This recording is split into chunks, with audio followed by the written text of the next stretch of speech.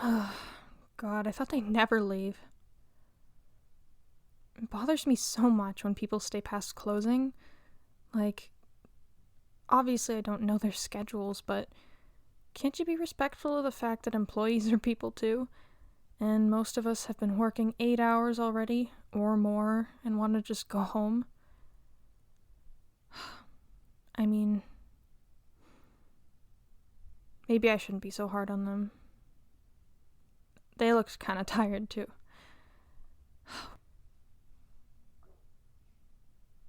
I haven't seen you on the closing shift before. Are you, new here? Oh, you've been working a while then, I guess. We've just never crossed paths. Well, that makes sense, I guess. There are a lot of people that work here that I've not really met before, or learned the names of. I guess I should say then, it's nice to meet you.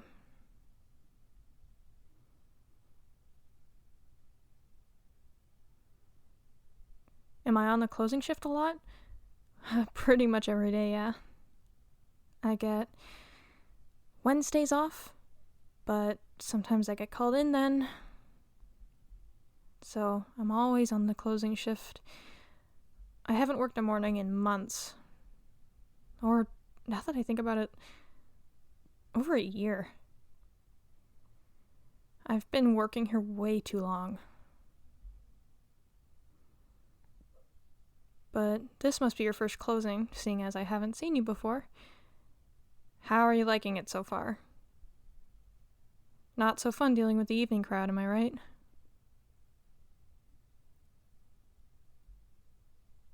Not so bad? If you say so.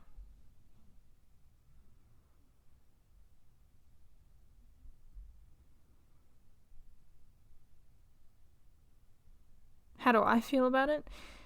Well, I guess I'm used to it, so I don't mind, but I don't know. I kind of miss those slow afternoons during the work week when your average Joe isn't going to be stopping in.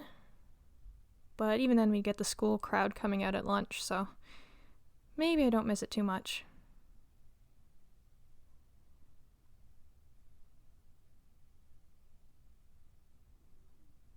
Oh, can you get the lights over there? I forgot to turn them off earlier. I'll be mopping up the spill. I didn't have time to get to it during the shift,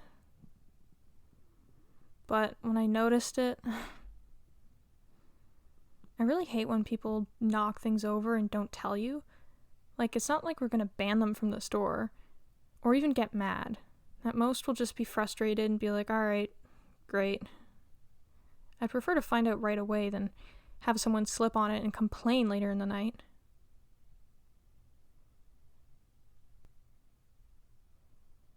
Oh, right, so because it's your first closing, I guess I'll go over a few things with you that we have to remember. 1, make sure all of the open signs are not facing open. 2, lock all the doors before getting to all of the cleanup and till stuff. It really sucks when you've already signed out on the computer and then somebody wants to buy something. Like, you feel bad turning them away, but at the same time, what can you do? So, lucky for you, I've already locked the doors. It's pretty much the first thing I do as soon as we hit closing time. Or past closing time in this case. And then I flip the signs, so no need to worry about that. Just keep in mind if you're ever on the shift again. And next, you want to check the till, make sure everything's in order. And we have to make change as well. There's a list here of how many quarters, dimes, all that stuff should be at minimum in the till at any time. So just refer back to that. I'd assume working here for as long as you have, you know how many coins are in each roll.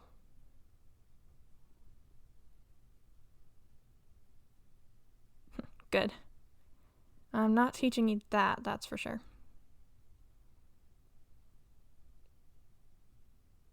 who normally works the closing shift with me? Well, it alternates between the manager and then that older dude. It seems like they're the ones who have the evenings free most of the time, because a lot of the employees are in school, so they prefer to just do the late afternoon shift, change over with us, and then we close up at the end of the night. They can do their homework, all that jazz. And before you ask, no, I'm not in school, no college for me. I get asked a lot by customers. They say, oh, you look like you're school-aged, what are you studying? And regretfully, every time I have to tell them, no, I'm not smart enough for that. I just work at a convenience store. What about you? Are you a college kid?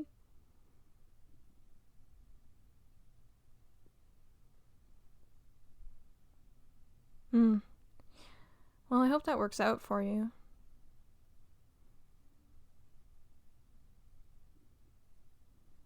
My parents always wanted me to go to college. I mean, whose parents don't? But I never found anything I was really interested in pursuing.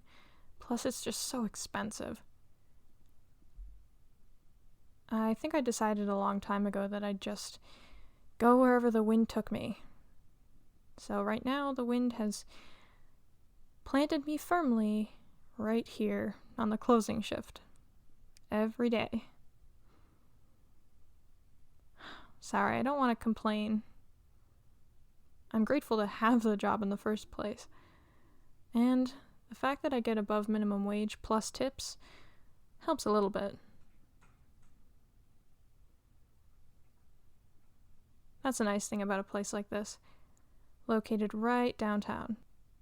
Plus, I can just take public transit, and I don't need a car, which is definitely something I can't afford.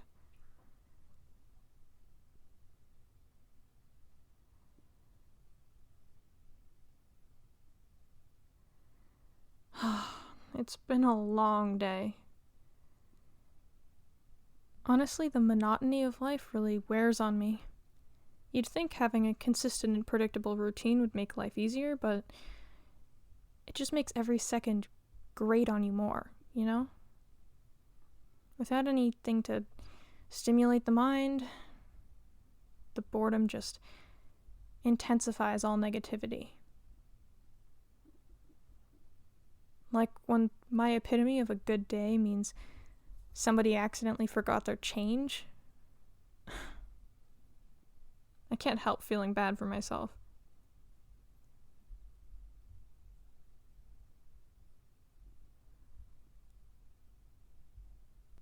What was that?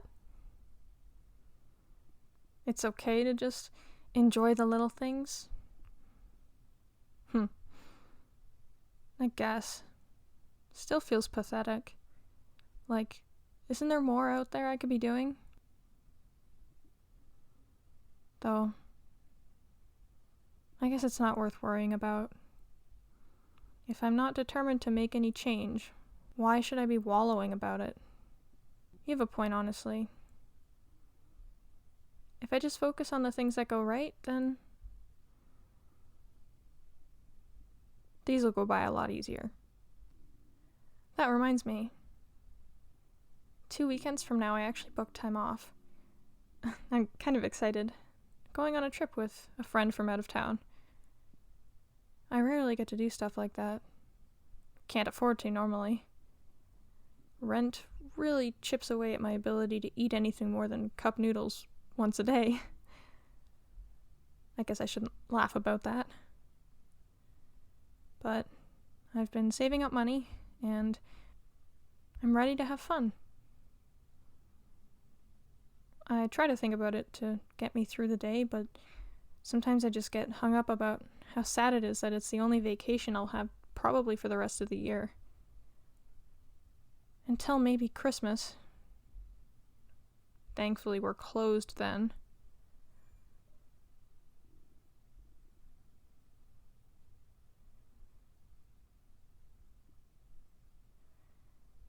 Well, sorry for going on about my sad little life. What about you? Do you work full time, or do you get enough time off to do exciting things like go out of town?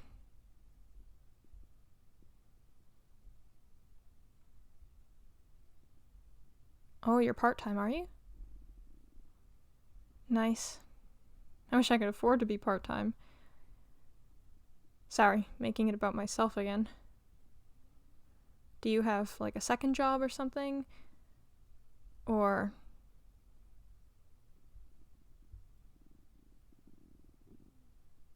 Oh, okay. That's cool. I wish I could make some extra money doing things online.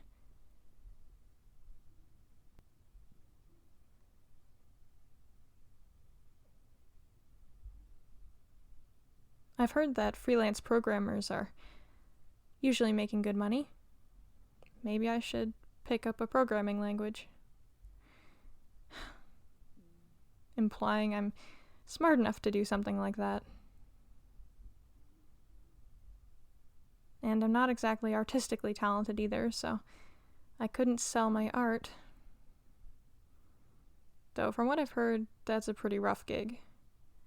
You kind of have to do the really niche, erotic sort of things to actually make an income. What can you expect? There's no such thing as easy money, right? Everything comes at a cost. Whether it's your time or your dignity. I am happy with what I have. At least, I think I am. I've definitely had worse jobs. You know, I used to live 2 towns over, and I was a receptionist at this massage place. God, that was soul draining. Which I know sounds weird, but hear me out. People are just so entitled and cruel. The whole deal with making an appointment and being upset if it's not perfectly on time, or if they see the masseuse and they think, I was expecting someone of the opposite gender or someone more attractive. They're generally not afraid to voice their mind, and they make it your fault, even though my job was just to answer the phone and put things into the calendar on the computer. Not to mention the masseuses themselves weren't always very nice. Any client cancels on them and it's a shoot the messenger kind of situation.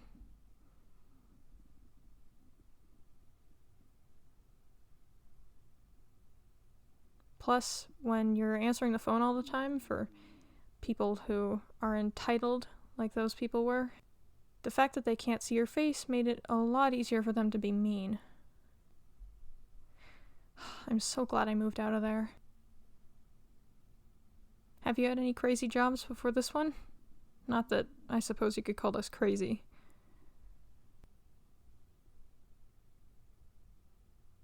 You should tell me some stories about it sometime. I mean, assuming you're on the night shift more.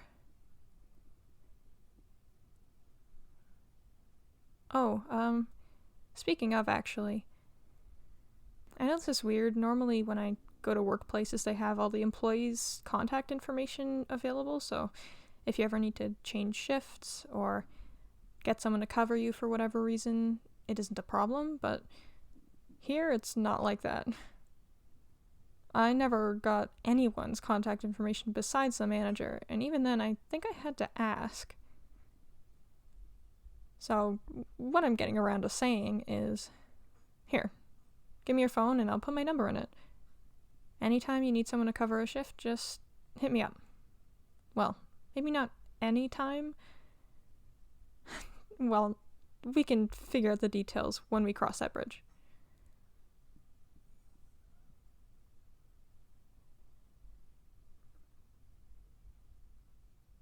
Alright, and here's my phone. Put your number in there. And email too. Sometimes I like to use emails, just for some reason it's easier for me to go through my email inbox than to sift through my messages. I know, I'm so retro like that.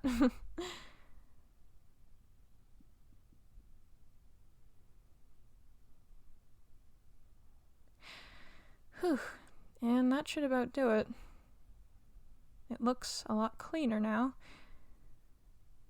which is nice. The other dude who would close with me, he didn't do a lot of cleaning and kind of just left it for me, while saying things like, "You missed a spot," or "Can't you put some elbow grease into it?" And it was more of the same when I was with the manager. Why is it that the higher up on the chain someone is, the less they feel they have to contribute? Anyway, I'm just glad that we're finished. Means I can go home and eat my cup noodle. Hell, maybe I'll even stream something illegally online.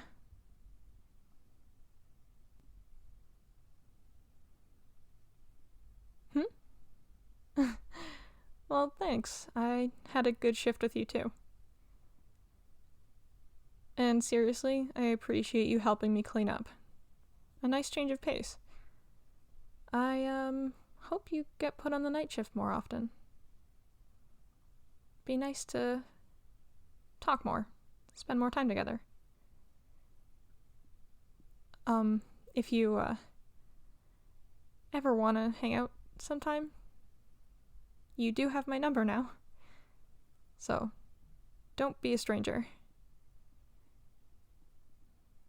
Alright, I should get home before I miss the bus. Take care, okay?